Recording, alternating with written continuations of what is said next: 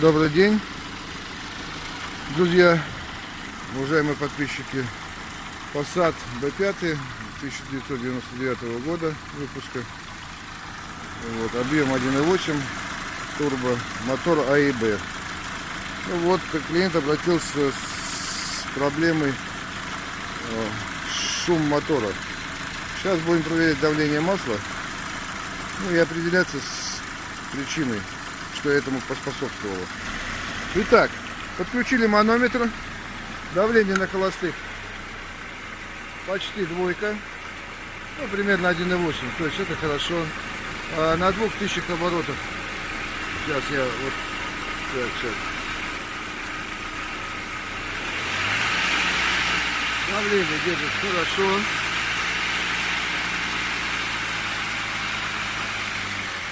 То есть проблема с давлением масла отсутствует, но шумы в головке присутствуют.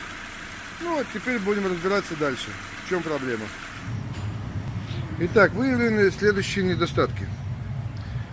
С метками, в принципе, практически все хорошо. Все-таки это сошлись на том, что шумит у нас гидронатяжитель с давлением, потому что мы уже посмотрели, все хорошо.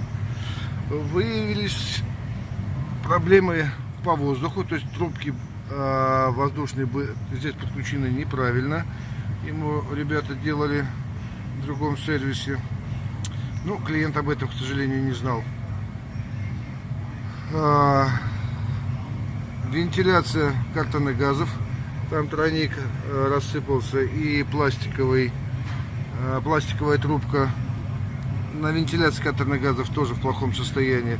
То есть идет под замену. Ну, пока продолжаем поиски всех недочетов, которые имеются на данном автомобиле. Итак, Passat. Вот идет продолжение. Меняем патрубок.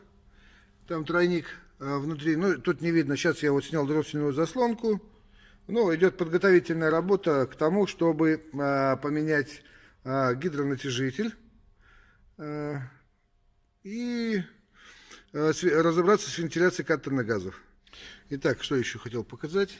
Патрубок. Вот он сейчас отлопнул. Это стоял здесь на газовом, вот здесь.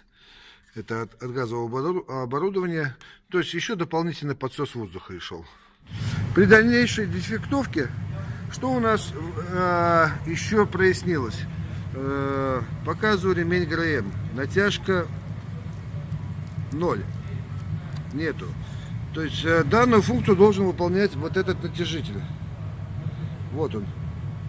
Я его, видите, нажимаю, потом опускаю, затем опять нажимаю, он натягивает, видите, опять опускаю. То есть натяжитель не работает. Ну и соответственно от этого и ремень и болтается. Ну. Итак, продолжение. Ну, сейчас постараюсь, чтобы это было заметно. Наличие герметика. Вот так. Проблема в следующем. Просто когда ты ну не надо так делать. Потому что когда ты начинаешь сейчас ощущать этот герметик, какой-то процент все равно падает. Ты не сможешь идеально, чтобы он не упал в двигатель. Все эти частицы потом падают в поддон и забивают маслоприемную сетку. Ну а отсюда все вытекающие последствия чрезмерного накладывания герметика. Вот она, как раз хорошо видно. Ну и так, вот, почистил, навел лоск. Сейчас ставим прокладку. Вот так должно быть. Сейчас продолжу. Ну вот, я установил. Вот так должно быть. Никакого герметика не должно быть. Итак, установил. И что самое интересное, с оригинальным натяжителем. Меточка, вот она, видно. И меточка, вот она. Все становится. А так она уходила. Итак, вот мы разобрали. Ну вот, пока мы его еще не сняли, специально показываю. Опа! Как она играет.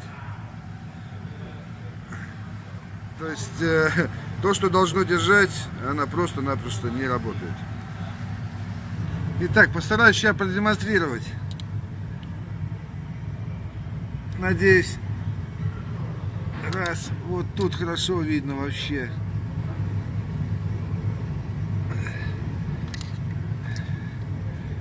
Вот здесь тоже пустой, это нажатый,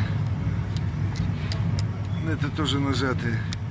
Самое интересное, ну короче, я смотрел все, да, выпускные все поджаты нормально, да, а впуск весь плохой. Итак, я смоделировал без крышки, посмотреть, что у нас здесь происходит, приходит масло или нет. И да, заодно смотрим давление.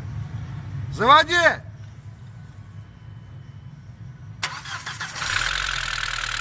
Как видим, давление есть, а масла нету. Зараза. Она поступает, но очень мало. Все, глуши! То есть проблема, то есть как бы масло-то поступает, но очень мало, то есть его не разбрызгивают, то есть здесь должны быть брызги налево-направо разлетаться. Но, к сожалению, этого нету. То есть проблема с масляным каналом, то есть либо масляный канал у нас страдает, либо проблема с клапаном, который находится в корпусе масляного фильтра. Итак, еще меняем клапан. Вот он. Показываю его работоспособность. Накачиваю давление, а он не держит, спускает.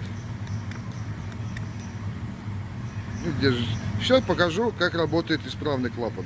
Итак, подключил исправный клапан. Ну и даю давление.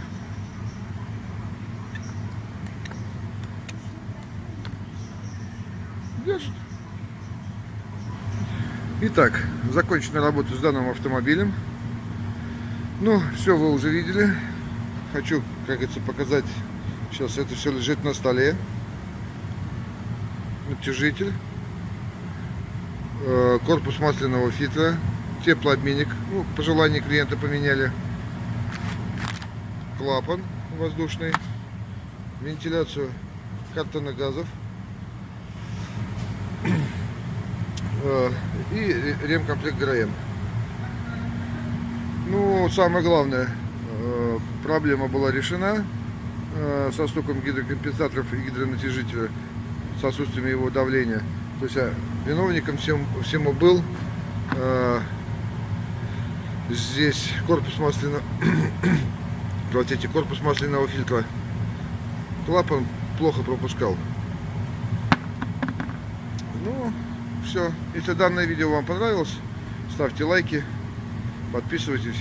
До новых встреч!